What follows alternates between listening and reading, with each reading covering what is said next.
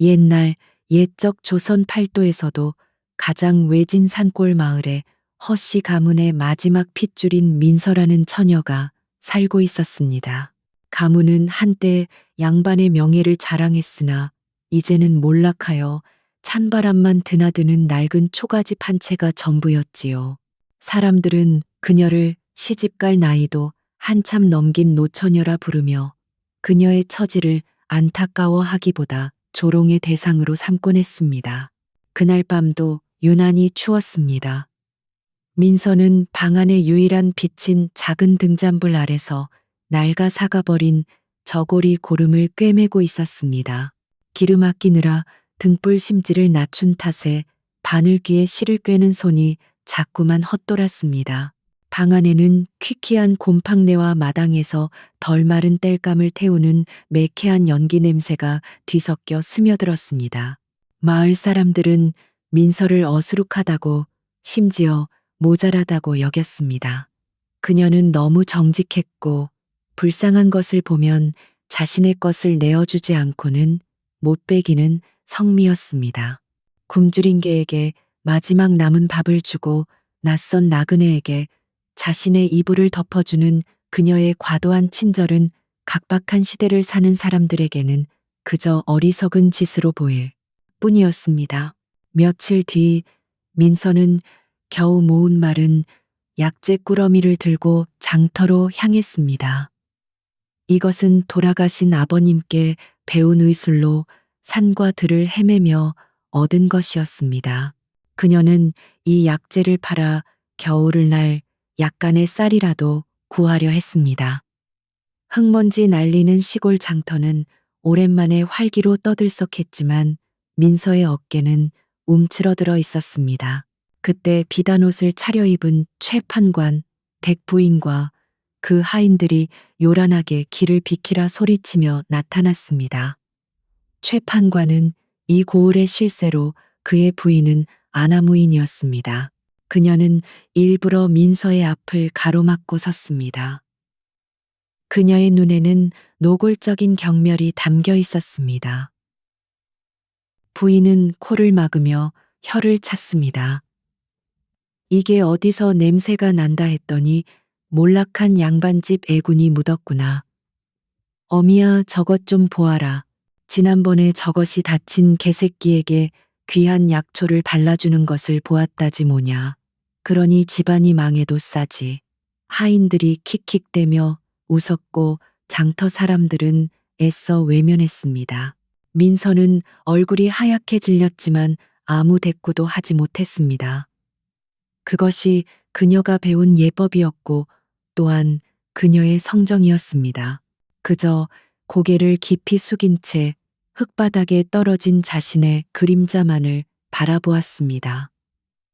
그녀의 손에 들린 약재 꾸러미가 파르르 떨렸습니다. 결국 그녀는 쌀을 구하지 못하고 빈손으로 집으로 돌아와야 했습니다. 그날 밤부터 끔찍한 눈보라가 몰아치기 시작했습니다. 마치 하늘이 노한 듯 바람은 이리의 울음소리처럼 찢어지게 울부짖었고 눈은 세상을 온통 하얗게 덮어버렸습니다. 길은 끊겼고 마을은 고립되었습니다. 민서의 초가집은 금방이라도 무너질 듯 덜컹거렸고 외양간의 지프로 막아둔 창문 틈으로 송곳 같은 바람이 스며들었습니다. 눈보라가 사흘째 되던 날 얼어붙은 문이 거칠게 열렸습니다. 최판관의 하수인들이었습니다. 그들은 산신령의 노여움을 풀기 위한 특별 세금을 걷는다는 얼토당토하는 명분을 내세웠습니다. 하지만 그들의 눈은 민서의 헛간에 쌓인 얼마 되지 않는 땔감과 부엌 구석의 작은 쌀독을 향해 있었습니다.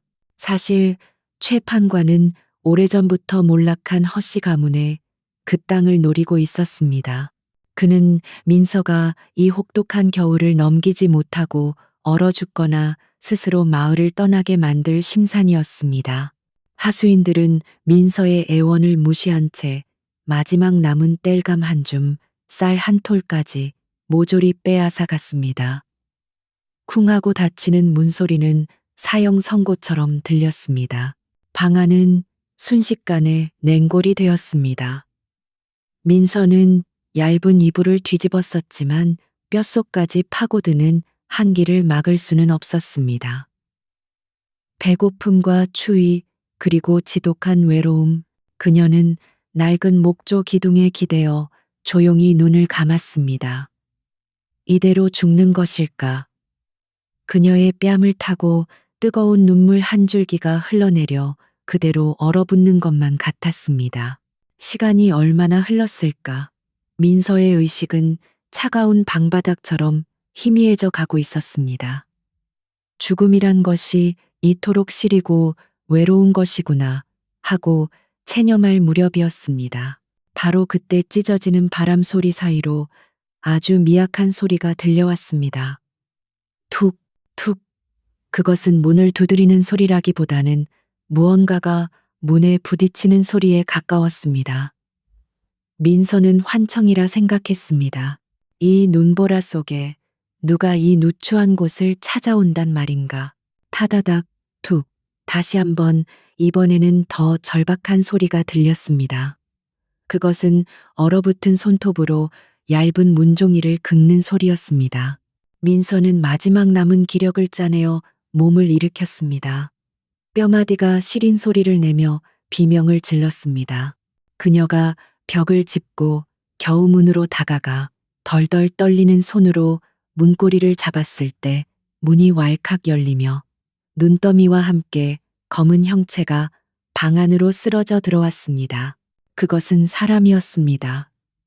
누더기를 걸친 사내.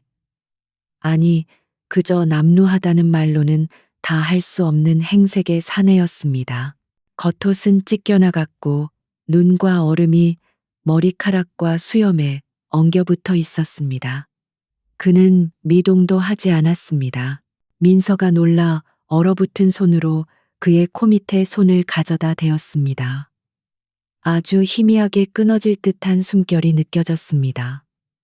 아직 살아있다. 그 사실이 민서의 얼어붙은 정신을 깨웠습니다. 민서는 앙상한 팔로 그 거구의 사내를 끌어당기기 시작했습니다. 자신의 굶주림과 추위는 이미 잊은 지 오래였습니다.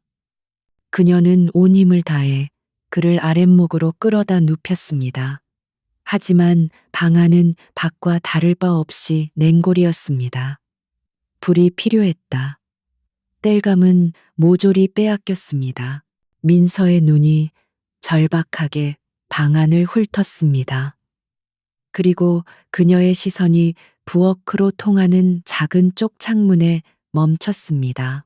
그것은 아버님이 돌아가시기 전에 마지막으로 손수 다듬어 주신 소박하지만 튼튼한 창틀이었습니다.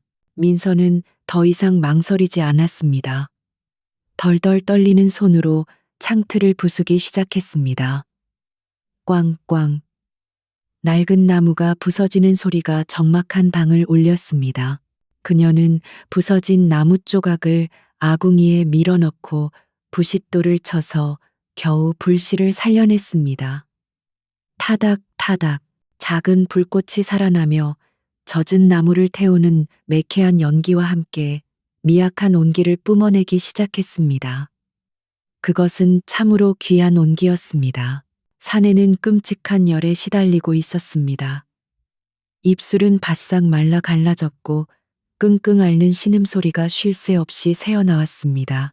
민서는 그가 심한 동상과 고열에 시달리고 있음을 직감했습니다. 그녀는 즉시 부엌 구석 흙바닥을 파내어 숨겨두었던 작은 나무 상자를 꺼냈습니다. 그 안에는 아버님이 평생의 의술을 바쳐 만들다 끝내 완성하지 못하고 돌아가셨을 때 남겨진 가장 귀한 약재들이 들어 있었습니다. 마지막 남은 아버지의 유산이었습니다. 그녀는 한치의 망설임도 없이 가장 귀한 뿌리 약재를 꺼내 녹그릇에 갈기 시작했습니다. 굶주림에 손이 떨렸지만 약재를 다루는 그녀의 손길은 침착하고 정성스러웠습니다. 약재 다리는 냄새가 연기 자욱한 방 안에 퍼지기 시작했습니다. 그것은 쓴내였지만 이상하게도 사람의 마음을 가라앉히는 깊은 향이었습니다. 민서는 뜨거운 약물을 천천히 식혀 사내에 갈라진 입술을 적시며 조금씩 흘려 넣었습니다. 그렇게 꼬박 사흘 밤낮이 지났습니다. 민서는 잠시도 눈을 붙이지 못하고 사내를 간호했습니다. 자신의 몸도 성치 않았지만 그녀는 마지막 남은 쌀 한 줌을 털어 미음을 쏘어 사내의 입에 떠넣었습니다. 그리고 나흘째 되는 날 새벽 사내가 드디어 옅은 신음을 내뱉으며 눈을 떴습니다. 그의 눈은 깊고 맑았으나 지금은 혼란과 고통으로 가득 차 있었습니다. 그는 자신이 어디에 있는지 그리고 눈앞에 이 초췌한 여인이 누구인지 알 수 없다는 듯 그저 멍하니 천장을 바라보았습니다. 사내의 목소리는 쇠가 긁히는 듯 거칠었습니다. 민서가 재빨리 미지근한 물을 떠다 그의 입술을 적셔 주었습니다. 사내는 훗날 이 나라의 왕 이원으로 밝혀질 그는 자신의 목숨을 구한 이 여인의 맑은 눈을 가만히 바라보았습니다. 그녀의 행색은 자신보다 나을 것이 없었으나 그 눈동자만큼은 더없이 깊고 따뜻했습니다. 그는 아무것도 묻지 않았습니다. 왕의 신분으로 미행에 나섰다가 부하들을 잃고 눈보라 속에서 죽어가던 순간은 이미 먼 꿈만 같았습니다. 그가 겨우 몸을 추스를 무렵 끔찍한 소식이 마을에 퍼지기 시작했습니다. 긴 눈보라와 추위 뒤에 찾아온 불청객 바로 역병이었습니다. 아이들이 먼저 원인 모를 열병으로 쓰러지기 시작했고 곧이어 어른들에게도 두창 천연두과 비슷한 붉은 반점이 피어나기 시작했습니다. 마을은 순식간에 공포에 휩싸였습니다. 최 판관은 즉시 자신의 저택 문을 걸어 잠그고 병자들을 마을 밖으로 내쫓으라는 명령을 내렸습니다. 민서는 창백한 얼굴로 소식을 들었습니다. 사내 훤는 아궁이 앞에서 묵묵히 불을 쬐며 이 모든 상황을 지켜보고 있었습니다. 그는 민서가 갈등하고 있음을 느꼈습니다. 자신을 멸시하고 모든 것을 빼앗아간 마을 사람들. 그들을 구해야 할 이유가 있을까? 민서는 며칠 밤낮을 고민했습니다. 그녀의 머릿속에는 아버님의 목소리가 맴돌았습니다. 민서야, 의술은 사람을 가려서 베푸는 것이 아니다. 그것은 하늘의 뜻이니라. 어느 깊은 밤 훤히 잠든 척 눈을 감고 있을 때였습니다. 민서는 조용히 일어나 부엌으로 향했습니다. 그녀는 남은 약재들을 조심스럽게 꺼내어 무언가를 만들기 시작했습니다. 훤은 몰래 눈을 떠 그녀의 행동을 지켜보았습니다. 그녀의 손놀림은 빠르고 정확했습니다. 약초를 빻고 끓이고 식히는 모든 과정이 물 흐르듯 자연스러웠습니다. 그녀는 완성된 탕약을 조심스럽게 질그릇에 담았습니다. 그리고 그녀는 새벽녘 가장 어두운 시간을 틈타 집을 나섰습니다. 훤은 비틀거리는 몸을 이끌고 조용히 그녀의 뒤를 따랐습니다. 민서는 마을의 유일한 식수원인 공동 우물로 향했습니다. 그녀는 사방을 살핀 뒤 자신이 가져온 탕약을 우물 속에 조용히 부었습니다. 그녀는 자신을 비웃던 마을 사람들, 자신에게서 모든 것을 빼앗아간 그들을 위해 자신의 마지막 남은 의술을 아낌없이 베풀고 있었습니다. 차가운 새벽, 공기 속 그녀의 작은 등이 왠지 모르게 커 보였습니다. 훤은 어둠 속에서 그 모습을 묵묵히 지켜보며 평생 느껴보지 못한 깊은 감동과 전율을 느꼈습니다. 민서가 우물에 몰래 약을 푼 덕분인지 아니면 그녀의 정성이 하늘에 닿은 것인지 마을의 병세는 조금씩 잦아들기 시작했습니다. 하지만 재앙은 양반과 상놈을 가리지 않았습니다. 굳게 문을 걸어 잠그고 자신들의 우물물만 마시며 역병이 피해가기만을 바라던 최 판관의 저택에도 마침내 곡소리가 터져 나왔습니다. 그의 하나뿐인 외아들 가문의 대를 이을 귀한 아들이 끔찍한 열병과 반점에 시달리며 죽어가기 시작한 것입니다. 고을 최고의 용하다는 의원들이 불려왔지만 모두 고개만 저으며 물러났습니다. 값비싼 약재를 산더미처럼 쏟아부었지만 아이의 열은 내릴 기미가 보이지 않았습니다. 최 판관의 부인은 실성한 사람처럼 울부짖다가 문득 장터에서 모욕을 주었던 그 어리석은 처녀를 떠올렸습니다. 지푸라기라도 잡는 심정이었지요. 그녀는 하인들에게 당장 민서를 잡아오라고 소리쳤습니다. 최 판관의 건장한 하인들이 험악한 기세로 민서에 다 쓰러져 가는 초가집 문을 박차고 들어섰습니다. 그들은 다짜고짜 민서의 팔을 붙잡고 끌고 가려 했습니다. 판관 나으리의 아드님이 위독하시다. 내년이 감히 의수를 안다고 했으니 당장 가서 목숨을 살려내라. 그들의 목소리는 부탁이 아닌 윽박지르는 명령이었습니다. 그때까지 아궁이 앞에서 묵묵히 기침을 하던 사내왕가 천천히 몸을 일으켰습니다. 그는 비록 누더기를 걸쳤으나 그 순간 그의 눈빛은 얼음장보다 차가웠고 그 기세는 장정들을 압도했습니다. 이보시오. 목숨을 구하러 온 자들의 태도가 참으로 무례하기 짝이 없군. 하인들이 주춤하는 사이 민서가 그들을 막아서며 조용히 하지만 단호하게 말했습니다. 가지 않겠습니다. 하인들은 자신의 귀를 의심했습니다. 감히 저 미천한 계집이 판관의 명령을 거역하다니.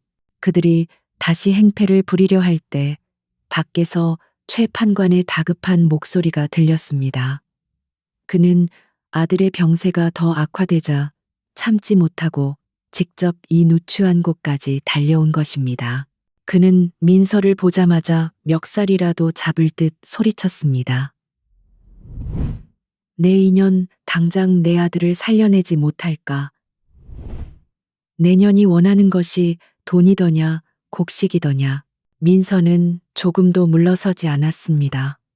그녀는 굶주림과 추위로 창백했지만 그 눈빛만은 돌아가신 아버님의 꿋꿋함을 그대로 닮아 있었습니다.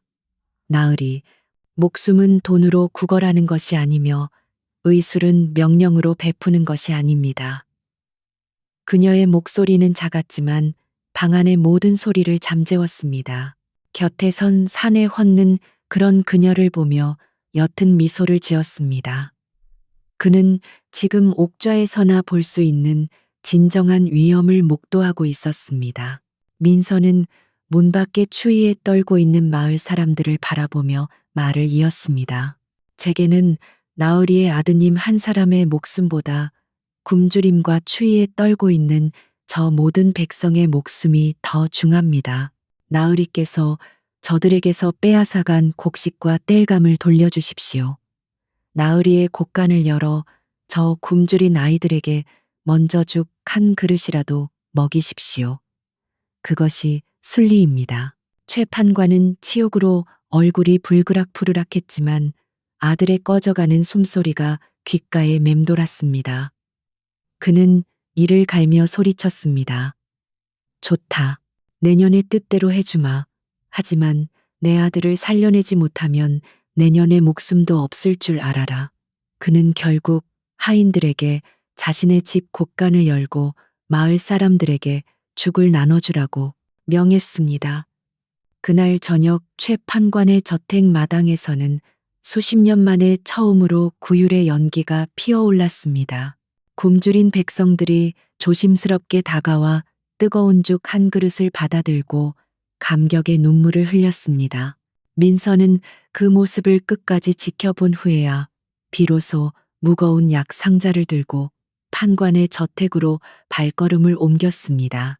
민서는 꼬박 사흘 밤낮을 판관의 아들 곁을 지켰습니다. 그녀는 아버지가 남긴 비방에 따라 정성껏 약을 다리고 침을 놓았습니다. 그녀의 손길은 망설임이 없었고 그녀의 눈은 지친 기색 없이 환자에게만 고정되어 있었습니다. 곁에서 모든 것을 지켜보던 사내 혼는 그녀가 단순한 의술이 아니라 사람의 마음을 다해 생명을 돌보고 있음을 깨달았습니다. 나흘째 되는 날 아침 기적이 일어났습니다. 아이의 펄펄 끓던 열이 내리고 거친 숨소리가 고르게 바뀌었습니다. 아이가 가느다란 목소리로 어머니를 불렀을 때 판관 부인은 그 자리에 주저앉아 오열했습니다. 최 판관은 복잡한 표정으로 민서를 바라보았지만 끝내 고맙다는 말 한마디는 하지 않았습니다. 하지만 마을 사람들은 달랐습니다. 어리석은 노처녀, 애군 낀 계집이라 수군대던 그들이 이제 민서를 약방아씨 살아있는 보살이라 부르기 시작했습니다. 그들은 더 이상 그녀를 피하지 않았습니다. 어떤 노인은 자신이 먹으려 감춰둔 구운 감자를 어떤 안악은갓 낳은 귀한 달걀 몇 알을 수줍게 그녀의 초가집 문 앞에 놓고 갔습니다. 민서의 집에는 더 이상 찬바람만 드나들지 않았습니다. 사람들의 온기가 모여들기 시작했습니다. 그녀는 여전히 가난했지만 더 이상 외롭지 않았습니다. 산에 헛는 그 모든 변화를 지켜보며 언젠가 자신이 반드시 갚아야 할 이 거대한 빚과 이 여인이 받아야 할 합당한 보상에 대해 깊이 생각하고 있었습니다. 그토록 지독했던 겨울이 물러가고 산천 초목이 기지개를 켜는 완연한 봄이 찾아왔습니다. 얼어붙었던 냇물이 다시금 졸졸 노래하며 흘렀고 민서의 초가집 처마 밑에도 제비가 돌아와 새둥지를 틀기 시작했습니다. 민서의 보살핌으로 완연히 건강을 되찾은 산의 헌은 따뜻한 봄볕이 마당에 가득한 어느 날 아침 떠날 채비를 하였습니다. 그는 민서가 새로 지어준 깨끗한 무명 저고리를 입고 그녀 앞에 섰습니다. 이곳에서 입은 은혜는 뼈에 새기고 가오. 언젠가 이 빚을 갚을 날이 있으리라 믿소. 민서는 아무 말 없이 그가 길에서 먹을 주먹밥 몇 개를 건넸습니다. 헤어짐은 아쉬웠지만 그가 이런 누추한 산골에 영원히 머무를 사람이 아님을 그녀는 진작에 알고 있었습니다. 헌은 떠나기 직전 품속 깊은 곳에서 손때 묻은 작은 주머니를 꺼냈습니다. 그 안에서 나온 것은 용이 새겨진 손바닥 반만 한 푸른 옥패였습니다. 이것은 내게 목숨과도 같은 물건이오. 부디 이것을 소중히 간직해 주시오. 혹여 감당하기 힘든 일이 생기거든 이것이 그대를 지켜줄 것이오. 민서는 그 옥의 가치는 몰랐으나 그의 진심 어린 눈빛을 믿고 조용히 그것을 받아 품에 넣었습니다. 사내가 떠난 뒤 며칠이 지났습니다. 마을은 다시 평화를 되찾는 듯 했습니다. 바로 그날 정오 고요하던 마을이 발칵 뒤집혔습니다. 땅을 울리는 요란한 말발굽 소리와 함께 눈을 뜨기 힘들 정도로 번쩍이는 갑옷을 입은 금이형 군사들이 붉은 깃발을 앞세우고 마을 어귀로 들이닥쳤습니다. 그 행렬의 중심에는 황금빛 용이 수놓아진 화려한 어가가 위풍당당하게 자리를 잡고 있었습니다. 마을 사람들은 생전 처음 보는 광경에 모두 길가에 엎드려 머리를 조아렸습니다. 이 소식에 가장 놀라고 또 기뻐한 것은 최 판관이었습니다. 그는 자신이 역병을 슬기롭게 다스린 공을 치하하러 임금님이 친히 행차하신 것이라 지레짐작했습니다.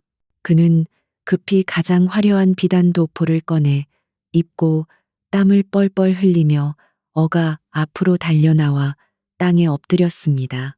아이쿠 성상폐하, 이 누추한 산골까지 어인 행차이시옵니까? 이 미천한 신최가놈이 역병을 잘 다스려 백성을 구한 공을 가상히 여겨오셨나이까?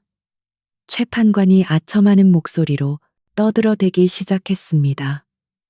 그때 어가의 문이 스르르 열리고 누군가 발판을 딛고 천천히 땅으로 내려섰습니다. 그곳에는 며칠 전까지만 해도 민서의 집 아궁이 앞에서 재를 뒤집어 쓰고 기침을 하던 그 거린이 서 있었습니다. 하지만 그는 이제 누더기가 아닌 하늘의 태양처럼 빛나는 황금색 용포 롱퍼를 입고 있었습니다. 그는 이 나라의 지존 임금 이원이었습니다. 최 판관은 자신의 눈을 의심했습니다. 그의 얼굴은 순식간에 백지장처럼 하얗게 질려버렸습니다. 이원은 얼음장처럼 차가운 눈으로 최 판관을 내려다보았습니다. 네가 백성을 구했다고 하였느냐? 왕의 목소리는 낮았지만 그 위엄은 천둥과 같았습니다. 이 거린의 모습으로 이 고을에서 직접 본 것은 굶주림과 추위에 죽어가는 백성들과 그들의 마지막 쌀한 톨까지 수탈하는 너 같은 탐관오리의 추악한 탐욕뿐이었다. 왕은 품속에서 한 뭉치의 종이를 꺼내 최 판관의 얼굴에 던졌습니다. 그것은 그가 민서의 집에서 요양하는 동안 몰래 마을을 돌며 수집한 최 판관의 모든 비리와 수탈의 증거였습니다. 내 놈이 산신제를 핑계로 빼앗아간 그 곡식과 땔감은 짐이 목격한 내 놈의 죄악 중 아주 작은 일부일 뿐이다. 여봐라, 당장 저자의 관복을 벗기고 오게 가두라. 그의 전 재산을 몰수하여 굶주린 백성들에게 나누어 주어라. 명령이 떨어지자마자 금이군들이 달려들어 최 판관을 거칠게 결박했습니다. 비명과 욕설이 뒤섞였지만 백성들은 그저 멍하니 그 광경을 바라볼 뿐이었습니다. 모든 소란이 정리된 후 이원은 용포 자락을 여미고 천천히 발걸음을 옮겼습니다. 그가 향한 곳은 바로 민서에 다 쓰러져 가는 초가집이었습니다. 마을 사람들은 숨을 죽인 채 그 뒤를 따랐습니다. 왕은 자신이 쓰러졌던 바로 그 문 앞에서 잠시 멈추어 섰습니다. 그는 낡은 문을 밀고 안으로 들어갔습니다. 방 안에는 어쩔 줄 몰라 멍하니 서 있는 민서가 있었습니다. 그녀는 눈앞의 사내가 자신이 알던 그 거린인지 아니면 이 나라의 왕인지 도무지 분간할 수 없었습니다. 그녀가 황급히 무릎을 꿇고 머리를 조아리려 할 때 이헌이 먼저 그녀의 팔을 잡고 막아 세웠습니다. 그리고 그는 모든 백성이 지켜보는 앞에서 이 나라의 왕으로서 가장 고귀한 용포를 입은 채로 민서에게 깊이 허리를 숙여 큰 절을 올렸습니다. 과인의 목숨을 구한 은인께 이 나라의 임금으로서 예를 갖추오. 민서는 눈물을 흘리며 왕을 일으켜 세우려 했습니다. 성상폐하, 이러지 마시옵소서. 소인은 그저 사람으로서 마땅히 해야 할 일을 하였을 뿐이옵니다. 그녀의 대답에 이헌은 더욱 깊이 감동했습니다. 그는 민서의 손을 잡고 그녀를 일으켜 세웠습니다. 짐이 왕이 되어 찾지 못했던 진정한 어질물 그대의 꺾이지 않는 인연에서 보았소. 왕은 즉시 교지를 내렸습니다. 몰락했던 허씨 가문의 명예를 오늘부로 모두 회복시키노라. 또한 허민서는 짐의 목숨을 구했을 뿐 아니라 사사로운 원한을 넘어 백성을 구하는 의수를 베풀었으니 그 공이 지대하다. 왕은 민서를 궁으로 데려가거나 후궁으로 삼지 않았습니다. 대신 그는 민서의 마음을 가장 잘 아는 상을 내렸습니다. 이곳에 나라의 약방 재생원 재성院을 세울 것이다. 그리고 허민서를 이곳의 첫 번째 의녀로 봉하고 그녀가 가진 의술로 더 많은 백성을 구제할 수 있도록 나라에서 모든 지원을 아끼지 않을 것이다. 그날 이후 민서의 낡은 초가집은 허물어지고 그 자리에는 따뜻한 햇볕이 잘 드는 튼튼한 기와집과 백성들을 위한 약방이 세워졌습니다. 민서는 더 이상 어리석은 노처녀나 애군 낀 계집이 아니었습니다. 그녀는 약방아시 허의녀가 되어 아이들에게 글과 의술을 가르치고 자신을 멸시했던 마을 사람들까지도 너그러 이품어 그들의 병을 돌보았습니다. 자, 이야기는 여기까지입니다. 밖에 눈보라 소리도 어느새 잦아들었군요. 이 하라비의 긴 이야기에 잠이 깼을지도 모르겠습니다. 하지만 이것 하나만은 기억하렴 내 아가야. 세상이 아무리 춥고 각박하여 우리를 누더기 속에 감추려 해도 사람의 마음에서 우러나오는 진실한 어짐과 온기는 결코 숨길 수 없단다. 그 빛은 너무나도 밝아서 가장 혹독한 겨울을 녹일 뿐만 아니라 가장 높은 옥좌에까지 닿는 법이지. 이제 그만 따뜻한 이불 속에서 좋은 꿈을 꾸려무나. 옛날 옛적 조선 팔도에서도 가장 외진 산골 마을에 허씨 가문의 마지막 핏줄인 민서라는 처녀가 살고 있었습니다. 가문은 한때 양반의 명예를 자랑했으나 이제는 몰락하여 찬바람만 드나드는 낡은 초가집 한 채가 전부였지요. 사람들은 그녀를 시집갈 나이도 한참 넘긴 노처녀라 부르며 그녀의 처지를 안타까워하기보다 조롱의 대상으로 삼곤 했습니다. 그날 밤도 유난히 추웠습니다. 민서는 방 안의 유일한 빛인 작은 등잔불 아래서 낡아 사가버린 저고리 고름을 꿰매고 있었습니다. 기름 아끼느라 등불 심지를 낮춘 탓에 바늘귀에 실을 꿰는 손이 자꾸만 헛돌았습니다. 방 안에는 퀴퀴한 곰팡내와 마당에서 덜 마른 땔감을 태우는 매캐한 연기 냄새가 뒤섞여 스며들었습니다. 마을 사람들은 민서를 어수룩하다고 심지어 모자라다고 여겼습니다.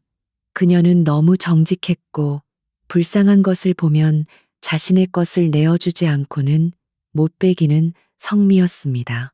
굶주린 개에게 마지막 남은 밥을 주고 낯선 나그네에게 자신의 이불을 덮어주는 그녀의 과도한 친절은 각박한 시대를 사는 사람들에게는 그저 어리석은 짓으로 보일 뿐이었습니다. 며칠 뒤 민서는 겨우 모은 마른 약재 꾸러미를 들고 장터로 향했습니다.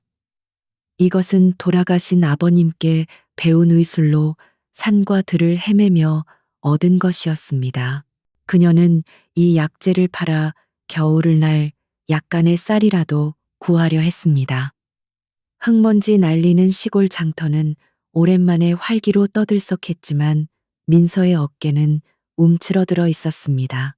그때 비단 옷을 차려입은 최판관, 댁부인과 그 하인들이 요란하게 길을 비키라 소리치며 나타났습니다. 최판관은 이 고을의 실세로 그의 부인은 아나무인이었습니다. 그녀는 일부러 민서의 앞을 가로막고 섰습니다. 그녀의 눈에는 노골적인 경멸이 담겨 있었습니다. 부인은 코를 막으며 혀를 찼습니다. 이게 어디서 냄새가 난다 했더니 몰락한 양반집 애군이 묻었구나. 어미야 저것 좀 보아라. 지난번에 저것이 다친 개새끼에게 귀한 약초를 발라주는 것을 보았다지 뭐냐. 그러니 집안이 망해도 싸지. 하인들이 킥킥대며 웃었고 장터 사람들은 애써 외면했습니다. 민서는 얼굴이 하얗게 질렸지만 아무 대꾸도 하지 못했습니다. 그것이 그녀가 배운 예법이었고 또한 그녀의 성정이었습니다. 그저 고개를 깊이 숙인 채 흙바닥에 떨어진 자신의 그림자만을 바라보았습니다. 그녀의 손에 들린 약재 꾸러미가 파르르 떨렸습니다. 결국 그녀는 쌀을 구하지 못하고 빈손으로 집으로 돌아와야 했습니다. 그날 밤부터 끔찍한 눈보라가 몰아치기 시작했습니다. 마치 하늘이 노한 듯 바람은 이리의 울음소리처럼 찢어지게 울부짖었고 눈은 세상을 온통 하얗게 덮어버렸습니다. 길은 끊겼고 마을은 고립되었습니다. 민서의 초가집은 금방이라도 무너질 듯 덜컹거렸고 외양간의 지프로 막아둔 창문 틈으로 송곳 같은 바람이 스며들었습니다. 눈보라가 사흘째 되던 날 얼어붙은 문이 거칠게 열렸습니다. 최판관의 하수인들이었습니다. 그들은 산신령의 노여움을 풀기 위한 특별 세금을 걷는다는 얼토당토하는 명분을 내세웠습니다. 하지만 그들의 눈은 민서의 헛간에 쌓인 얼마 되지 않는 땔감과 부엌 구석의 작은 쌀독을 향해 있었습니다. 사실 최 판관은 오래전부터 몰락한 허씨 가문에 그 땅을 노리고 있었습니다. 그는 민서가 이 혹독한 겨울을 넘기지 못하고 얼어 죽거나 스스로 마을을 떠나게 만들 심산이었습니다. 하수인들은 민서의 애원을 무시한 채 마지막 남은 땔감 한 줌, 쌀 한 톨까지 모조리 빼앗아 갔습니다. 쿵하고 닫히는 문소리는 사형 선고처럼 들렸습니다. 방 안은 순식간에 냉골이 되었습니다. 민서는 얇은 이불을 뒤집었었지만 뼛속까지 파고드는 한기를 막을 수는 없었습니다. 배고픔과 추위 그리고 지독한 외로움, 그녀는 낡은 목조 기둥에 기대어 조용히 눈을 감았습니다. 이대로 죽는 것일까? 그녀의 뺨을 타고 뜨거운 눈물 한 줄기가 흘러내려 그대로 얼어붙는 것만 같았습니다. 시간이 얼마나 흘렀을까? 민서의 의식은 차가운 방바닥처럼 희미해져 가고 있었습니다. 죽음이란 것이 이토록 시리고 외로운 것이구나 하고 체념할 무렵이었습니다. 바로 그때 찢어지는 바람 소리 사이로 아주 미약한 소리가 들려왔습니다. 툭, 툭. 그것은 문을 두드리는 소리라기보다는 무언가가 문에 부딪히는 소리에 가까웠습니다. 민서는 환청이라 생각했습니다. 이 눈보라 속에 누가 이 누추한 곳을 찾아온단 말인가. 타다닥, 툭. 다시 한번 이번에는 더 절박한 소리가 들렸습니다.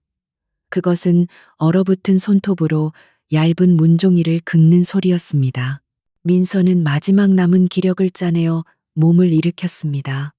뼈마디가 시린 소리를 내며 비명을 질렀습니다. 그녀가 벽을 짚고 겨우 문으로 다가가 덜덜 떨리는 손으로 문고리를 잡았을 때 문이 왈칵 열리며 눈더미와 함께 검은 형체가 방 안으로 쓰러져 들어왔습니다. 그것은 사람이었습니다. 누더기를 걸친 사내. 아니, 그저 남루하다는 말로는 다 할 수 없는 행색의 사내였습니다. 겉옷은 찢겨나갔고 눈과 얼음이 머리카락과 수염에 엉겨붙어 있었습니다. 그는 미동도 하지 않았습니다. 민서가 놀라 얼어붙은 손으로 그의 코 밑에 손을 가져다 대었습니다. 아주 희미하게 끊어질 듯한 숨결이 느껴졌습니다. 아직 살아있다. 그 사실이 민서의 얼어붙은 정신을 깨웠습니다. 민서는 앙상한 팔로 그 거구의 사내를 끌어당기기 시작했습니다. 자신의 굶주림과 추위는 이미 잊은 지 오래였습니다. 그녀는 온 힘을 다해 그를 아랫목으로 끌어다 눕혔습니다. 하지만 방 안은 밖과 다를 바 없이 냉골이었습니다. 불이 필요했다. 땔감은 모조리 빼앗겼습니다. 민서의 눈이 절박하게 방 안을 훑었습니다. 그리고 그녀의 시선이 부엌으로 통하는 작은 쪽 창문에 멈췄습니다. 그것은 아버님이 돌아가시기 전에 마지막으로 손수 다듬어 주신 소박하지만 튼튼한 창틀이었습니다. 민서는 더 이상 망설이지 않았습니다. 덜덜 떨리는 손으로 창틀을 부수기 시작했습니다. 꽝꽝. 낡은 나무가 부서지는 소리가 적막한 방을 울렸습니다. 그녀는 부서진 나무 조각을 아궁이에 밀어넣고 부싯돌을 쳐서 겨우 불씨를 살려냈습니다. 타닥 타닥 작은 불꽃이 살아나며 젖은 나무를 태우는 매캐한 연기와 함께 미약한 온기를 뿜어내기 시작했습니다. 그것은 참으로 귀한 온기였습니다. 사내는 끔찍한 열에 시달리고 있었습니다. 입술은 바싹 말라 갈라졌고 끙끙 앓는 신음소리가 쉴 새 없이 새어나왔습니다. 민서는 그가 심한 동상과 고열에 시달리고 있음을 직감했습니다. 그녀는 즉시 부엌 구석 흙바닥을 파내어 숨겨두었던 작은 나무 상자를 꺼냈습니다. 그 안에는 아버님이 평생의 의술을 바쳐 만들다 끝내 완성하지 못하고 돌아가셨을 때 남겨진 가장 귀한 약재들이 들어 있었습니다. 마지막 남은 아버지의 유산이었습니다. 그녀는 한치의 망설임도 없이 가장 귀한 뿌리 약재를 꺼내 녹그릇에 갈기 시작했습니다. 굶주림에 손이 떨렸지만 약재를 다루는 그녀의 손길은 침착하고 정성스러웠습니다. 약재 다리는 냄새가 연기 자욱한 방 안에 퍼지기 시작했습니다. 그것은 쓴내였지만 이상하게도 사람의 마음을 가라앉히는 깊은 향이었습니다. 민서는 뜨거운 약물을 천천히 식혀 사내에 갈라진 입술을 적시며 조금씩 흘려 넣었습니다. 그렇게 꼬박 사흘 밤낮이 지났습니다. 민서는 잠시도 눈을 붙이지 못하고 사내를 간호했습니다. 자신의 몸도 성치 않았지만 그녀는 마지막 남은 쌀 한 줌을 털어 미음을 쏘어 사내의 입에 떠넣었습니다. 그리고 나흘째 되는 날 새벽 사내가 드디어 옅은 신음을 내뱉으며 눈을 떴습니다. 그의 눈은 깊고 맑았으나 지금은 혼란과 고통으로 가득 차 있었습니다.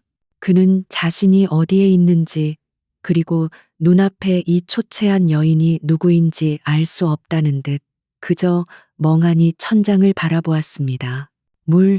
사내의 목소리는 쇠가 긁히는 듯 거칠었습니다.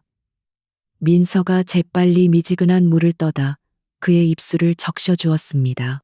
사내는 훗날 이 나라의 왕 이원으로 밝혀질 그는 자신의 목숨을 구한 이 여인의 맑은 눈을 가만히 바라보았습니다. 그녀의 행색은 자신보다 나을 것이 없었으나 그 눈동자만큼은 더없이 깊고 따뜻했습니다. 그는 아무것도 묻지 않았습니다. 왕의 신분으로 미행에 나섰다가 부하들을 잃고 눈보라 속에서 죽어가던 순간은 이미 먼 꿈만 같았습니다. 그가 겨우 몸을 추스를 무렵 끔찍한 소식이 마을에 퍼지기 시작했습니다. 긴 눈보라와 추위 뒤에 찾아온 불청객 바로 역병이었습니다.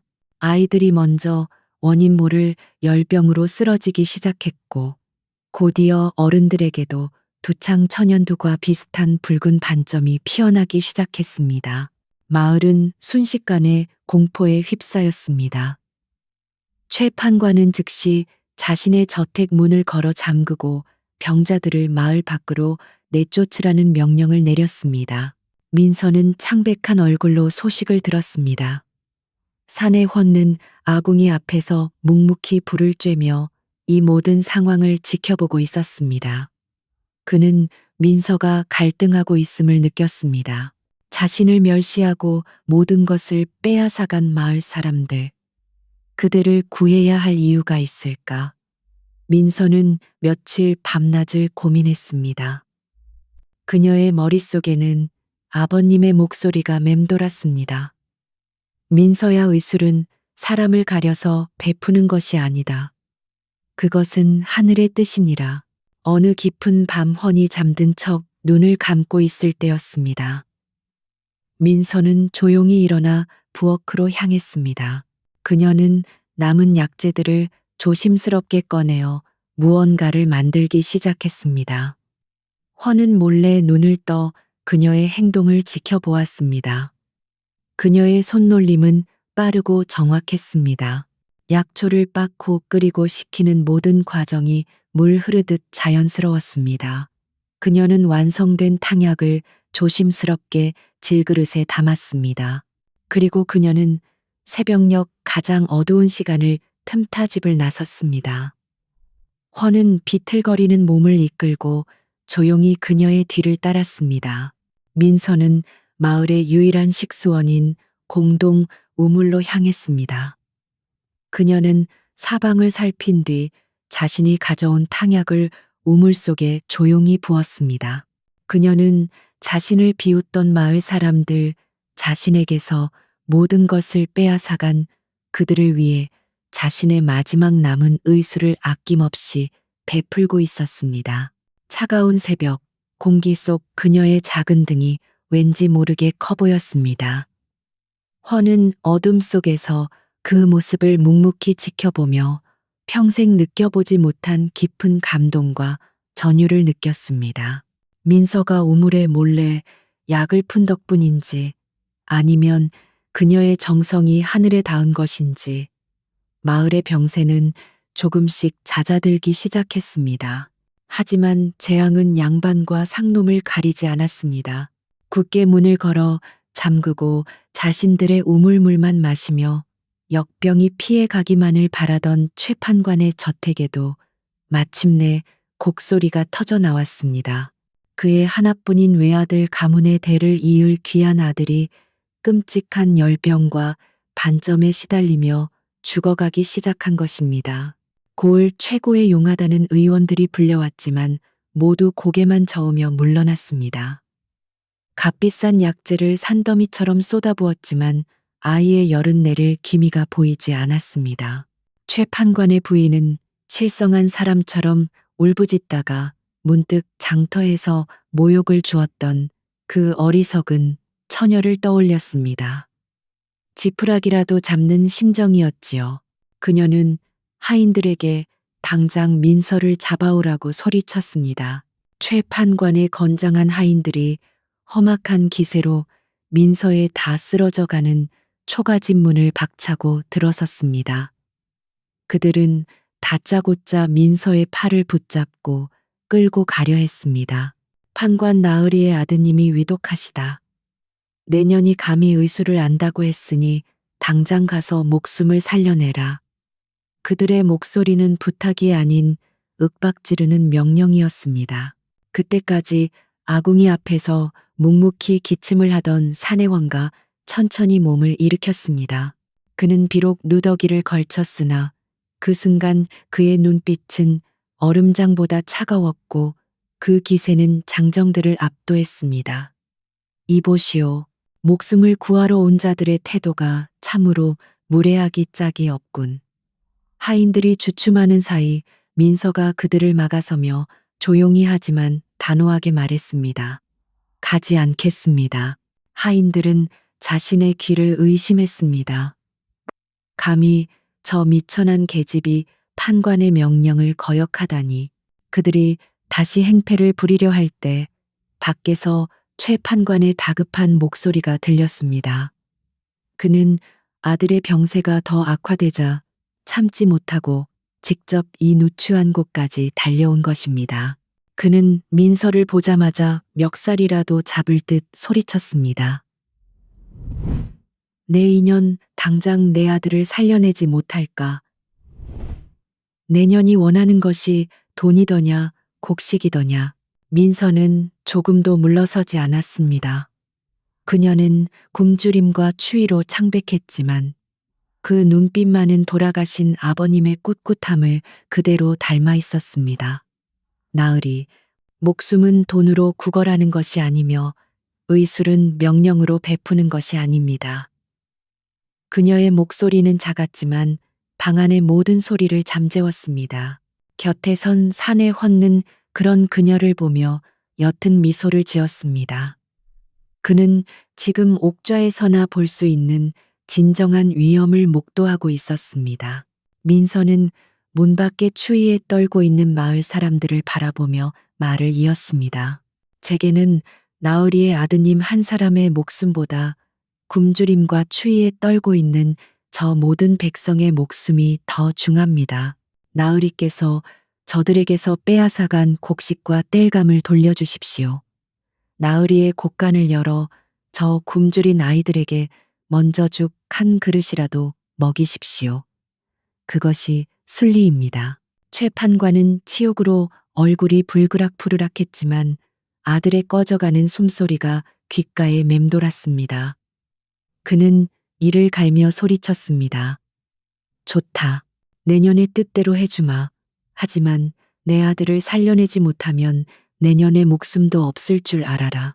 그는 결국 하인들에게 자신의 집 곳간을 열고 마을 사람들에게 죽을 나눠주라고 명했습니다. 그날 저녁 최 판관의 저택 마당에서는 수십 년 만에 처음으로 구휼의 연기가 피어올랐습니다. 굶주린 백성들이 조심스럽게 다가와 뜨거운 죽 한 그릇을 받아들고 감격의 눈물을 흘렸습니다. 민서는 그 모습을 끝까지 지켜본 후에야 비로소 무거운 약 상자를 들고 판관의 저택으로 발걸음을 옮겼습니다. 민서는 꼬박 사흘 밤낮을 판관의 아들 곁을 지켰습니다. 그녀는 아버지가 남긴 비방에 따라 정성껏 약을 다리고 침을 놓았습니다. 그녀의 손길은 망설임이 없었고 그녀의 눈은 지친 기색 없이 환자에게만 고정되어 있었습니다. 곁에서 모든 것을 지켜보던 사내 혼는 그녀가 단순한 의술이 아니라 사람의 마음을 다해 생명을 돌보고 있음을 깨달았습니다. 나흘째 되는 날 아침 기적이 일어났습니다. 아이의 펄펄 끓던 열이 내리고 거친 숨소리가 고르게 바뀌었습니다. 아이가 가느다란 목소리로 어머니를 불렀을 때 판관 부인은 그 자리에 주저앉아 오열했습니다. 최 판관은 복잡한 표정으로 민서를 바라보았지만 끝내 고맙다는 말 한마디는 하지 않았습니다. 하지만 마을 사람들은 달랐습니다. 어리석은 노처녀, 애군 낀 계집이라 수군대던 그들이 이제 민서를 약방아씨 살아있는 보살이라 부르기 시작했습니다. 그들은 더 이상 그녀를 피하지 않았습니다. 어떤 노인은 자신이 먹으려 감춰둔 구운 감자를 어떤 안악은갓 낳은 귀한 달걀 몇 알을 수줍게 그녀의 초가집 문 앞에 놓고 갔습니다. 민서의 집에는 더 이상 찬바람만 드나들지 않았습니다. 사람들의 온기가 모여들기 시작했습니다. 그녀는 여전히 가난했지만 더 이상 외롭지 않았습니다.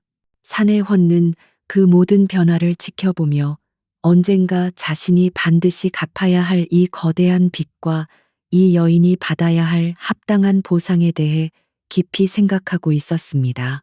그토록 지독했던 겨울이 물러가고 산천 초목이 기지개를 켜는 완연한 봄이 찾아왔습니다.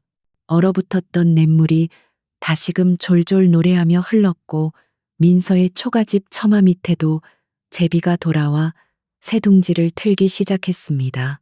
민서의 보살핌으로 완연히 건강을 되찾은 산의 헌은 따뜻한 봄볕이 마당에 가득한 어느 날 아침 떠날 채비를 하였습니다. 그는 민서가 새로 지어준 깨끗한 무명 저고리를 입고 그녀 앞에 섰습니다. 이곳에서 입은 은혜는 뼈에 새기고 가오.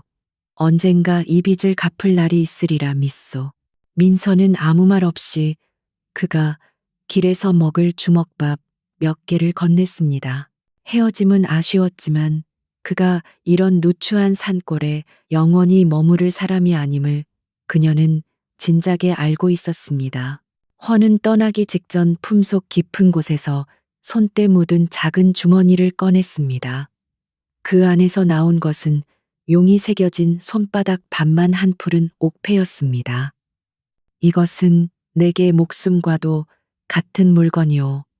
부디 이것을 소중히 간직해 주시오. 혹여 감당하기 힘든 일이 생기거든 이것이 그대를 지켜줄 것이오. 민서는 그 옥의 가치는 몰랐으나 그의 진심 어린 눈빛을 믿고 조용히 그것을 받아 품에 넣었습니다. 사내가 떠난 뒤 며칠이 지났습니다. 마을은 다시 평화를 되찾는 듯 했습니다. 바로 그날 정오 고요하던 마을이 발칵 뒤집혔습니다.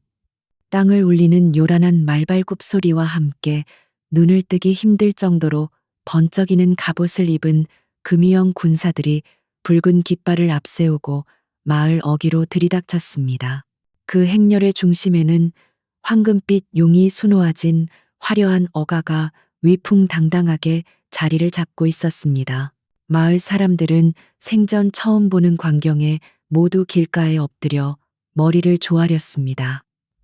이 소식에 가장 놀라고 또 기뻐한 것은 최 판관이었습니다. 그는 자신이 역병을 슬기롭게 다스린 공을 치하하러 임금님이 친히 행차하신 것이라 지레짐작했습니다. 그는 급히 가장 화려한 비단 도포를 꺼내 입고 땀을 뻘뻘 흘리며 어가 앞으로 달려나와 땅에 엎드렸습니다. 아이쿠 성상폐하, 이 누추한 산골까지 어인 행차이시옵니까? 이 미천한 신최가놈이 역병을 잘 다스려 백성을 구한 공을 가상히 여겨오셨나이까? 최판관이 아첨하는 목소리로 떠들어대기 시작했습니다. 그때 어가의 문이 스르르 열리고 누군가 발판을 딛고 천천히 땅으로 내려섰습니다. 그곳에는 며칠 전까지만 해도 민서의 집 아궁이 앞에서 재를 뒤집어쓰고 기침을 하던 그 거린이 서 있었습니다. 하지만 그는 이제 누더기가 아닌 하늘의 태양처럼 빛나는 황금색 용포 롱퍼를 입고 있었습니다. 그는 이 나라의 지존 임금 이원이었습니다. 최판관은 자신의 눈을 의심했습니다.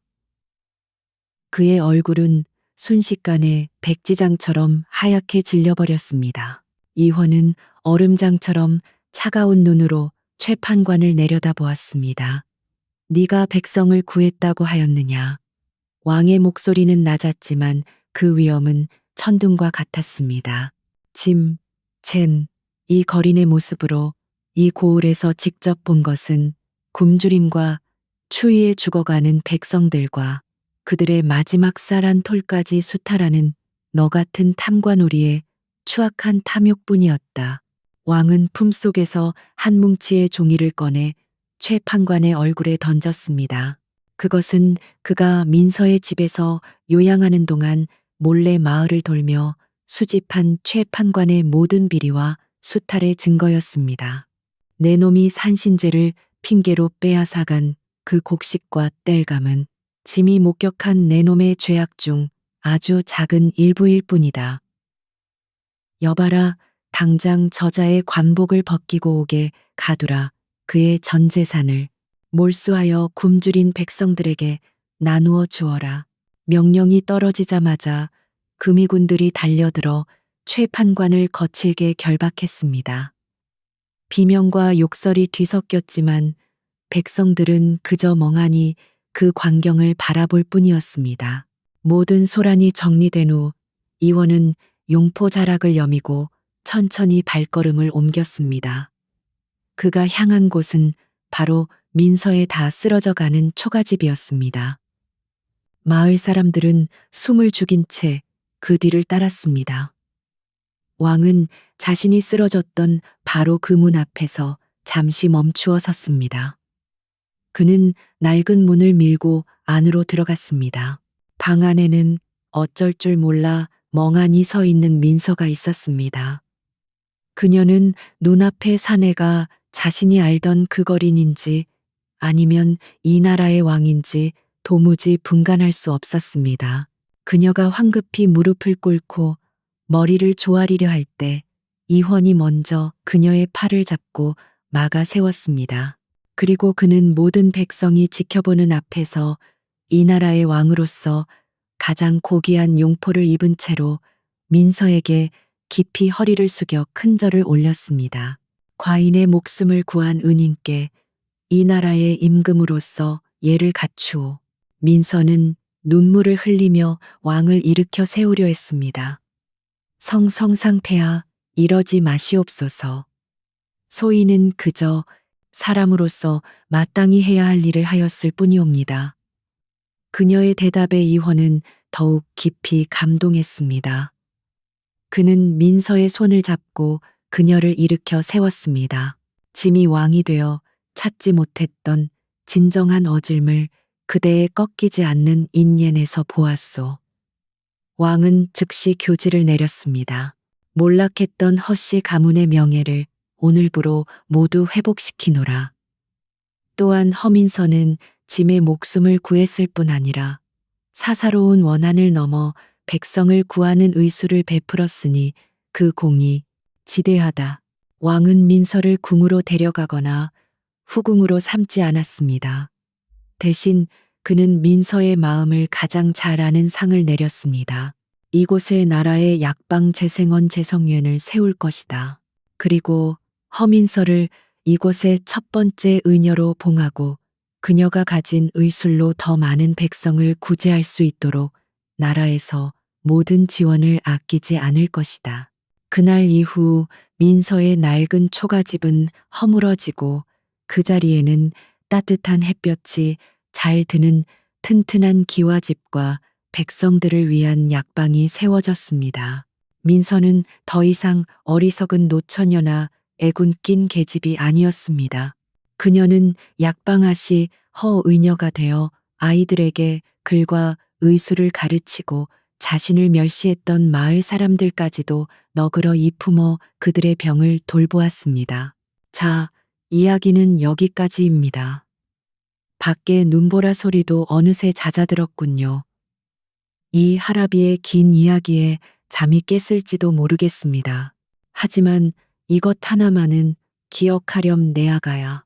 세상이 아무리 춥고 각박하여 우리를 누더기 속에 감추려 해도 사람의 마음에서 우러나오는 진실한 어짐과 온기는 결코 숨길 수 없단다.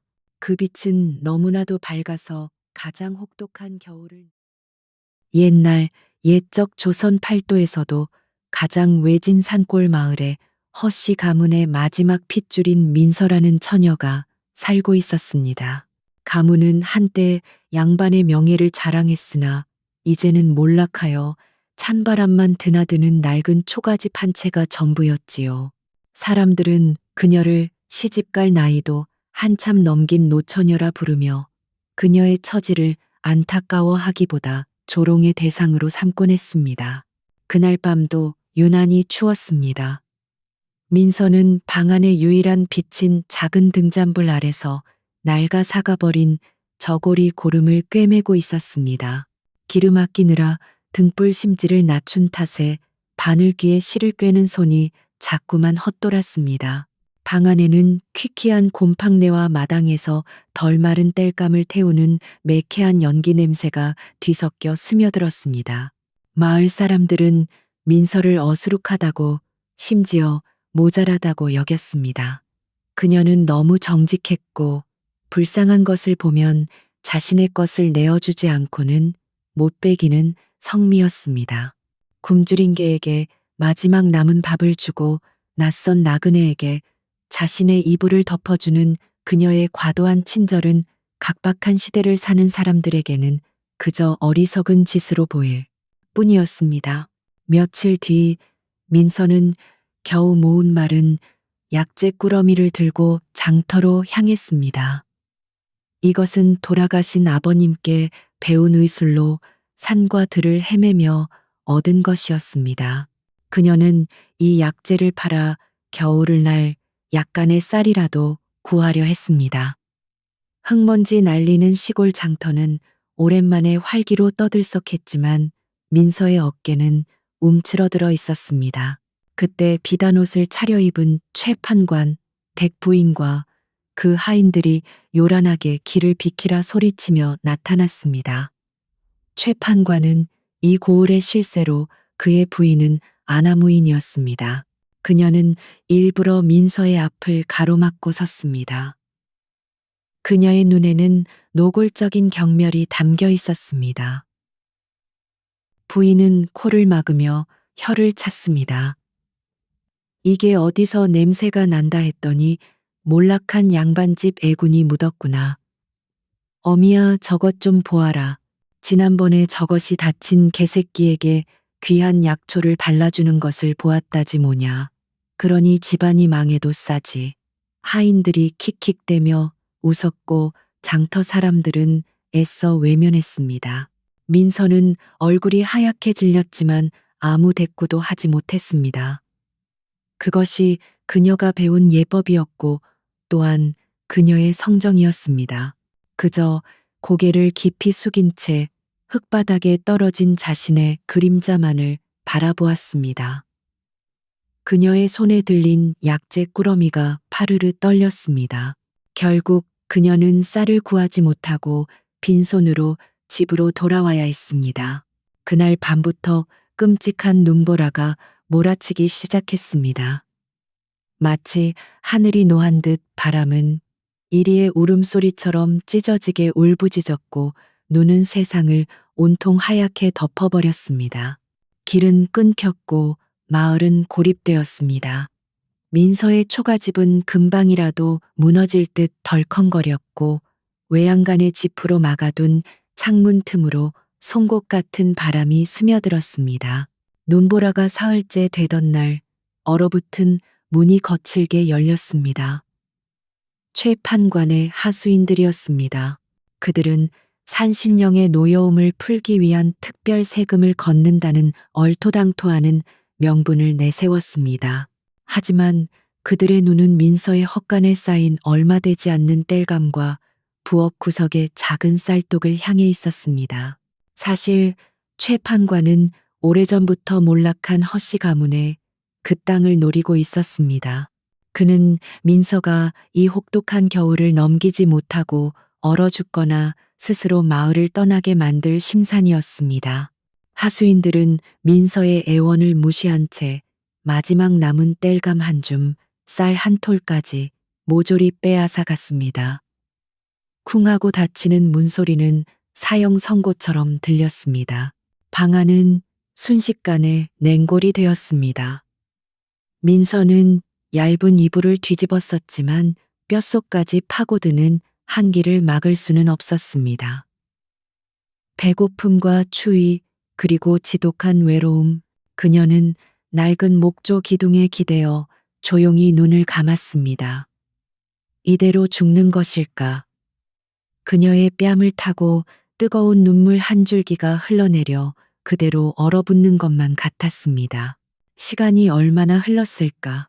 민서의 의식은 차가운 방바닥처럼 희미해져 가고 있었습니다. 죽음이란 것이 이토록 시리고 외로운 것이구나 하고 체념할 무렵이었습니다. 바로 그때 찢어지는 바람 소리 사이로 아주 미약한 소리가 들려왔습니다. 툭, 툭. 그것은 문을 두드리는 소리라기보다는 무언가가 문에 부딪히는 소리에 가까웠습니다. 민서는 환청이라 생각했습니다. 이 눈보라 속에 누가 이 누추한 곳을 찾아온단 말인가. 타다닥, 툭. 다시 한번 이번에는 더 절박한 소리가 들렸습니다. 그것은 얼어붙은 손톱으로 얇은 문종이를 긁는 소리였습니다. 민서는 마지막 남은 기력을 짜내어 몸을 일으켰습니다. 뼈마디가 시린 소리를 내며 비명을 질렀습니다. 그녀가 벽을 짚고 겨우 문으로 다가가 덜덜 떨리는 손으로 문고리를 잡았을 때 문이 왈칵 열리며 눈더미와 함께 검은 형체가 방 안으로 쓰러져 들어왔습니다. 그것은 사람이었습니다. 누더기를 걸친 사내. 아니, 그저 남루하다는 말로는 다 할 수 없는 행색의 사내였습니다. 겉옷은 찢겨나갔고 눈과 얼음이 머리카락과 수염에 엉겨붙어 있었습니다. 그는 미동도 하지 않았습니다. 민서가 놀라 얼어붙은 손으로 그의 코 밑에 손을 가져다 대었습니다. 아주 희미하게 끊어질 듯한 숨결이 느껴졌습니다. 아직 살아있다. 그 사실이 민서의 얼어붙은 정신을 깨웠습니다. 민서는 앙상한 팔로 그 거구의 사내를 끌어당기기 시작했습니다. 자신의 굶주림과 추위는 이미 잊은 지 오래였습니다. 그녀는 온 힘을 다해 그를 아랫목으로 끌어다 눕혔습니다. 하지만 방 안은 밖과 다를 바 없이 냉골이었습니다. 불이 필요했다. 땔감은 모조리 빼앗겼습니다. 민서의 눈이 절박하게 방 안을 훑었습니다. 그리고 그녀의 시선이 부엌으로 통하는 작은 쪽 창문에 멈췄습니다. 그것은 아버님이 돌아가시기 전에 마지막으로 손수 다듬어 주신 소박하지만 튼튼한 창틀이었습니다. 민서는 더 이상 망설이지 않았습니다. 덜덜 떨리는 손으로 창틀을 부수기 시작했습니다. 꽝꽝. 낡은 나무가 부서지는 소리가 적막한 방을 울렸습니다. 그녀는 부서진 나무 조각을 아궁이에 밀어넣고 부싯돌을 쳐서 겨우 불씨를 살려냈습니다. 타닥타닥 작은 불꽃이 살아나며 젖은 나무를 태우는 매캐한 연기와 함께 미약한 온기를 뿜어내기 시작했습니다. 그것은 참으로 귀한 온기였습니다. 사내는 끔찍한 열에 시달리고 있었습니다. 입술은 바싹 말라 갈라졌고 끙끙 앓는 신음소리가 쉴 새 없이 새어나왔습니다. 민서는 그가 심한 동상과 고열에 시달리고 있음을 직감했습니다. 그녀는 즉시 부엌 구석 흙바닥을 파내어 숨겨두었던 작은 나무 상자를 꺼냈습니다. 그 안에는 아버님이 평생의 의술을 바쳐 만들다 끝내 완성하지 못하고 돌아가셨을 때 남겨진 가장 귀한 약재들이 들어 있었습니다. 마지막 남은 아버지의 유산이었습니다.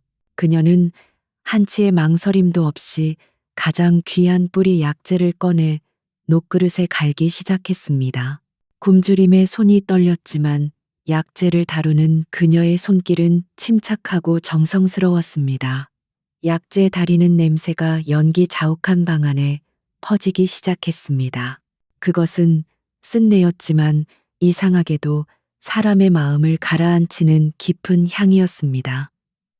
민서는 뜨거운 약물을 천천히 식혀 사내에 갈라진 입술을 적시며 조금씩 흘려 넣었습니다.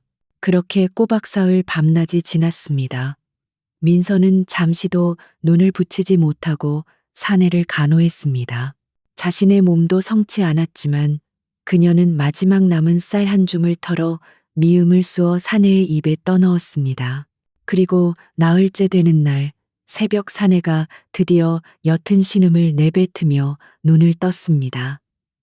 그의 눈은 깊고 맑았으나 지금은 혼란과 고통으로 가득 차 있었습니다. 그는 자신이 어디에 있는지 그리고 눈앞에 이 초췌한 여인이 누구인지 알 수 없다는 듯 그저 멍하니 천장을 바라보았습니다. 사내의 목소리는 쇠가 긁히는 듯 거칠었습니다. 민서가 재빨리 미지근한 물을 떠다 그의 입술을 적셔 주었습니다. 사내는 훗날 이 나라의 왕 이원으로 밝혀질 그는 자신의 목숨을 구한 이 여인의 맑은 눈을 가만히 바라보았습니다. 그녀의 행색은 자신보다 나을 것이 없었으나 그 눈동자만큼은 더없이 깊고 따뜻했습니다. 그는 아무것도 묻지 않았습니다. 왕의 신분으로 미행에 나섰다가 부하들을 잃고 눈보라 속에서 죽어가던 순간은 이미 먼 꿈만 같았습니다. 그가 겨우 몸을 추스를 무렵 끔찍한 소식이 마을에 퍼지기 시작했습니다. 긴 눈보라와 추위 뒤에 찾아온 불청객 바로 역병이었습니다. 아이들이 먼저 원인 모를 열병으로 쓰러지기 시작했고 곧이어 어른들에게도 두창 천연두과 비슷한 붉은 반점이 피어나기 시작했습니다. 마을은 순식간에 공포에 휩싸였습니다. 최 판관은 즉시 자신의 저택 문을 걸어 잠그고 병자들을 마을 밖으로 내쫓으라는 명령을 내렸습니다. 민서는 창백한 얼굴로 소식을 들었습니다. 사내 훤는 아궁이 앞에서 묵묵히 불을 쬐며 이 모든 상황을 지켜보고 있었습니다. 그는 민서가 갈등하고 있음을 느꼈습니다. 자신을 멸시하고 모든 것을 빼앗아간 마을 사람들. 그들을 구해야 할 이유가 있을까? 민서는 며칠 밤낮을 고민했습니다. 그녀의 머릿속에는 아버님의 목소리가 맴돌았습니다. 민서야, 의술은 사람을 가려서 베푸는 것이 아니다. 그것은 하늘의 뜻이니라. 어느 깊은 밤 훤히 잠든 척 눈을 감고 있을 때였습니다. 민서는 조용히 일어나 부엌으로 향했습니다. 그녀는 남은 약재들을 조심스럽게 꺼내어 무언가를 만들기 시작했습니다. 훤은 몰래 눈을 떠 그녀의 행동을 지켜보았습니다.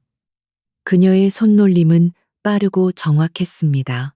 약초를 빻고 끓이고 식히는 모든 과정이 물 흐르듯 자연스러웠습니다. 그녀는 완성된 탕약을 조심스럽게 질그릇에 담았습니다.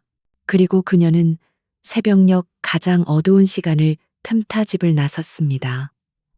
헌은 비틀거리는 몸을 이끌고 조용히 그녀의 뒤를 따랐습니다. 민서는 마을의 유일한 식수원인 공동 우물로 향했습니다. 그녀는 사방을 살핀 뒤 자신이 가져온 탕약을 우물 속에 조용히 부었습니다. 그녀는 자신을 비웃던 마을 사람들, 자신에게서 모든 것을 빼앗아간 그들을 위해 자신의 마지막 남은 의수를 아낌없이 베풀고 있었습니다. 차가운 새벽, 공기 속 그녀의 작은 등이 왠지 모르게 커 보였습니다. 헌은 어둠 속에서 그 모습을 묵묵히 지켜보며 평생 느껴보지 못한 깊은 감동과 전율을 느꼈습니다. 민서가 우물에 몰래 약을 푼 덕분인지 아니면 그녀의 정성이 하늘에 닿은 것인지 마을의 병세는 조금씩 잦아들기 시작했습니다. 하지만 재앙은 양반과 상놈을 가리지 않았습니다. 굳게 문을 걸어 잠그고 자신들의 우물물만 마시며 역병이 피해가기만을 바라던 최판관의 저택에도 마침내 곡소리가 터져 나왔습니다. 그의 하나뿐인 외아들 가문의 대를 이을 귀한 아들이 끔찍한 열병과 반점에 시달리며 죽어가기 시작한 것입니다.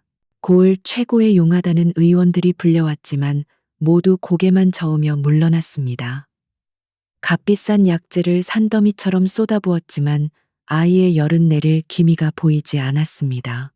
최 판관의 부인은 실성한 사람처럼 울부짖다가 문득 장터에서 모욕을 주었던 그 어리석은 처녀를 떠올렸습니다. 지푸라기라도 잡는 심정이었지요. 그녀는 하인들에게 당장 민서를 잡아오라고 소리쳤습니다. 최 판관의 건장한 하인들이 험악한 기세로 민서에 다 쓰러져가는 초가집 문을 박차고 들어섰습니다. 그들은 다짜고짜 민서의 팔을 붙잡고 끌고 가려 했습니다. 판관 나으리의 아드님이 위독하시다. 내년이 감히 의수를 안다고 했으니 당장 가서 목숨을 살려내라. 그들의 목소리는 부탁이 아닌 윽박지르는 명령이었습니다. 그때까지 아궁이 앞에서 묵묵히 기침을 하던 사내왕가 천천히 몸을 일으켰습니다. 그는 비록 누더기를 걸쳤으나 그 순간 그의 눈빛은 얼음장보다 차가웠고 그 기세는 장정들을 압도했습니다. 이보시오. 목숨을 구하러 온 자들의 태도가 참으로 무례하기 짝이 없군. 하인들이 주춤하는 사이 민서가 그들을 막아서며 조용히 하지만 단호하게 말했습니다. 가지 않겠습니다. 하인들은 자신의 귀를 의심했습니다. 감히 저 미천한 계집이 판관의 명령을 거역하다니. 그들이 다시 행패를 부리려 할 때 밖에서 최 판관의 다급한 목소리가 들렸습니다. 그는 아들의 병세가 더 악화되자 참지 못하고 직접 이 누추한 곳까지 달려온 것입니다. 그는 민서를 보자마자 멱살이라도 잡을 듯 소리쳤습니다. 내 인연 당장 내 아들을 살려내지 못할까? 내년이 원하는 것이 돈이더냐 곡식이더냐.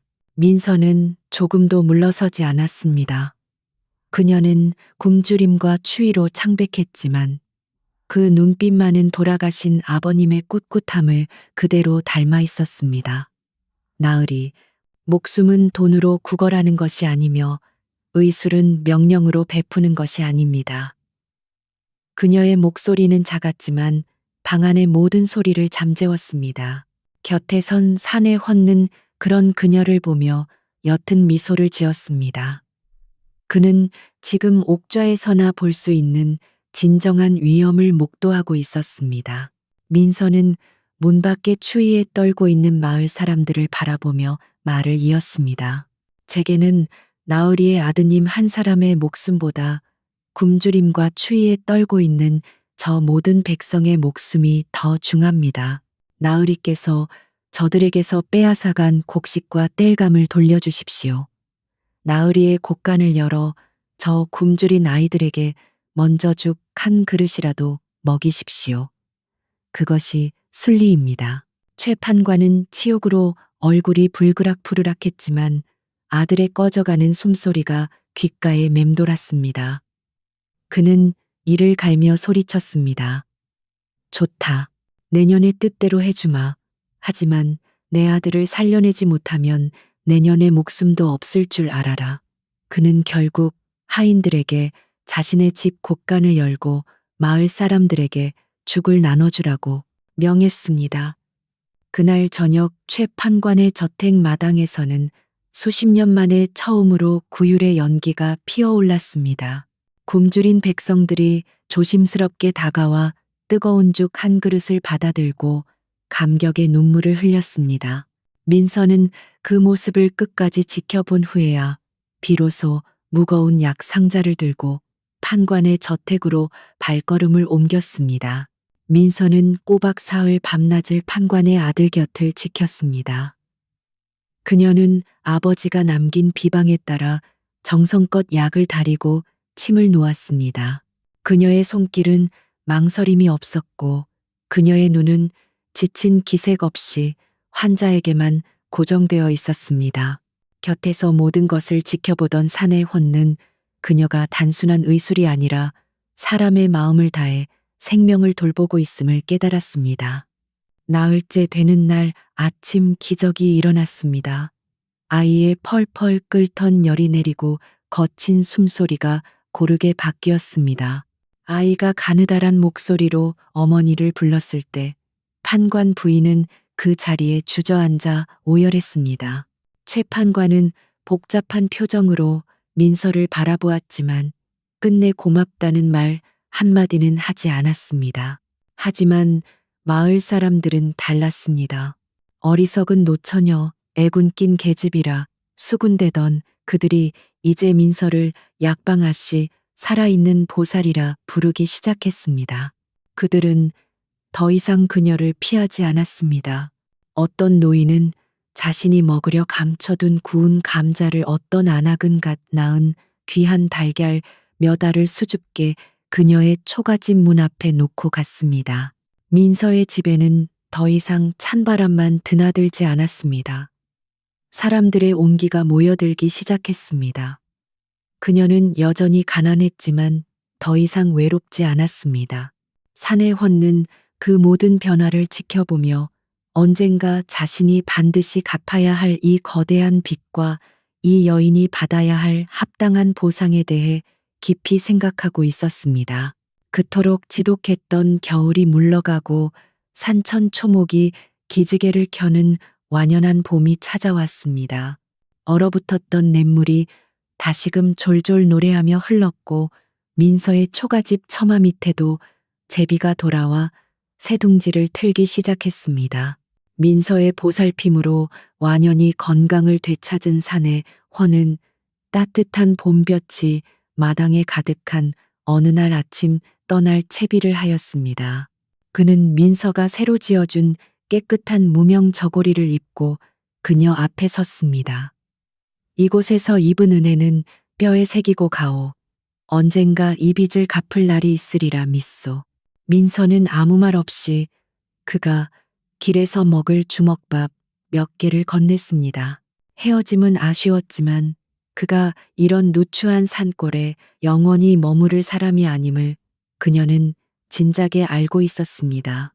헌은 떠나기 직전 품속 깊은 곳에서 손때 묻은 작은 주머니를 꺼냈습니다. 그 안에서 나온 것은 용이 새겨진 손바닥 반만 한 푸른 옥패였습니다. 이것은 내게 목숨과도 같은 물건이오. 부디 이것을 소중히 간직해 주시오. 혹여 감당하기 힘든 일이 생기거든 이것이 그대를 지켜줄 것이오. 민서는 그 옥의 가치는 몰랐으나 그의 진심 어린 눈빛을 믿고 조용히 그것을 받아 품에 넣었습니다. 사내가 떠난 뒤 며칠이 지났습니다. 마을은 다시 평화를 되찾는 듯 했습니다. 바로 그날 정오 고요하던 마을이 발칵 뒤집혔습니다. 땅을 울리는 요란한 말발굽 소리와 함께 눈을 뜨기 힘들 정도로 번쩍이는 갑옷을 입은 금이형 군사들이 붉은 깃발을 앞세우고 마을 어귀로 들이닥쳤습니다. 그 행렬의 중심에는 황금빛 용이 수놓아진 화려한 어가가 위풍당당하게 자리를 잡고 있었습니다. 마을 사람들은 생전 처음 보는 광경에 모두 길가에 엎드려 머리를 조아렸습니다. 이 소식에 가장 놀라고 또 기뻐한 것은 최 판관이었습니다. 그는 자신이 역병을 슬기롭게 다스린 공을 치하하러 임금님이 친히 행차하신 것이라 지레짐작했습니다. 그는 급히 가장 화려한 비단 도포를 꺼내 입고 땀을 뻘뻘 흘리며 어가 앞으로 달려나와 땅에 엎드렸습니다. 아이쿠 성상폐하, 이 누추한 산골까지 어인 행차이시옵니까? 이 미천한 신최가 놈이 역병을 잘 다스려 백성을 구한 공을 가상히 여겨오셨나이까? 최 판관이 아첨하는 목소리로 떠들어대기 시작했습니다.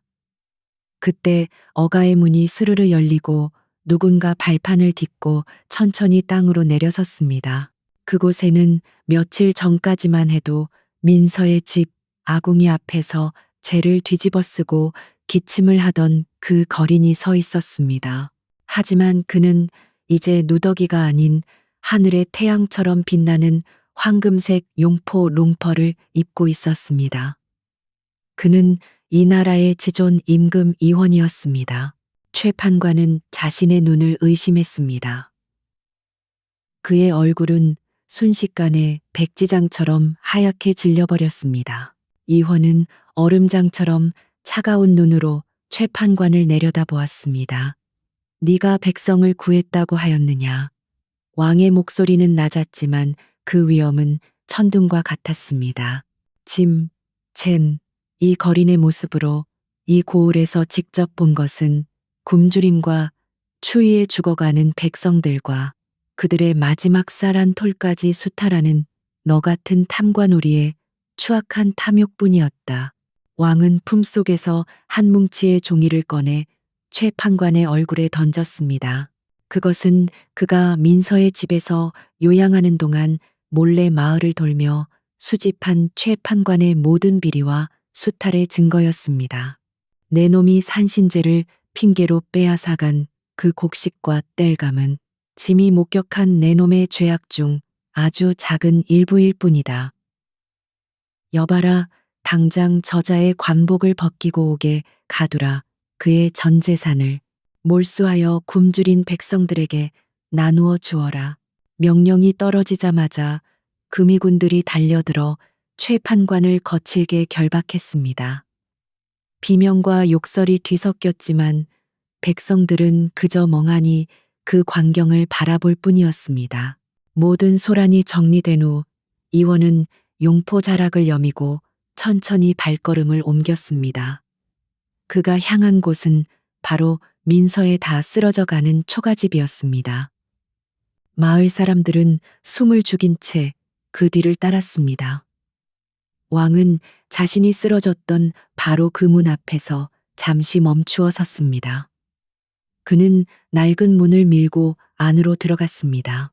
방 안에는 어쩔 줄 몰라 멍하니 서 있는 민서가 있었습니다. 그녀는 눈앞의 사내가 자신이 알던 그 거린인지 아니면 이 나라의 왕인지 도무지 분간할 수 없었습니다.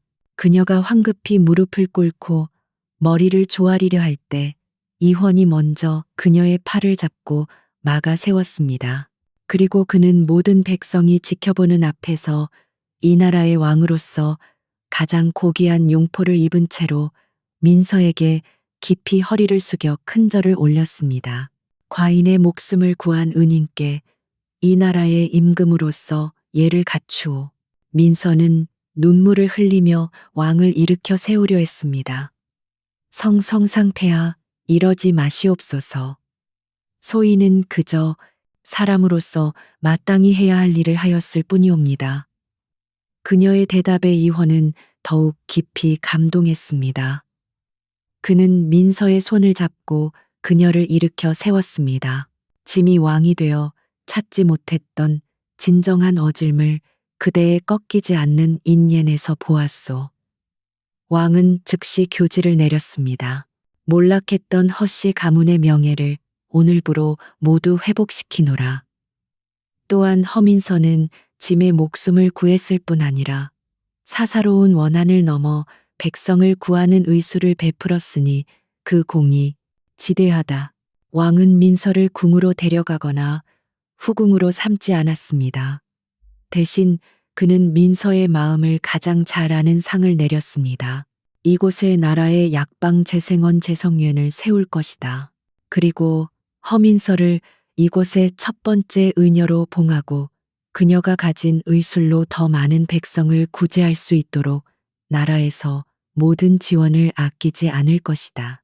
그날 이후 민서의 낡은 초가집은 허물어지고 그 자리에는 따뜻한 햇볕이 잘 드는 튼튼한 기와집과 백성들을 위한 약방이 세워졌습니다. 민서는 더 이상 어리석은 노처녀나 애군 낀 계집이 아니었습니다. 그녀는 약방아시 허의녀가 되어 아이들에게 글과 의술을 가르치고 자신을 멸시했던 마을 사람들까지도 너그러 이품어 그들의 병을 돌보았습니다. 자, 이야기는 여기까지입니다.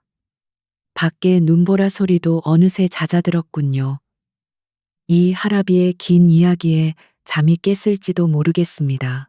하지만 이것 하나만은 기억하렴 내 아가야. 세상이 아무리 춥고 각박하여 우리를 누더기 속에 감추려 해도 사람의 마음에서 우러나오는 진실한 어짐과 온기는 결코 숨길 수 없단다. 그 빛은 너무나도 밝아서 가장 혹독한 겨울을 녹일 뿐만 아니라 가장 높은 옥좌에까지 닿는 법이지. 이제 그만 따뜻한 이불 속에서 좋은 꿈을 꾸려무나.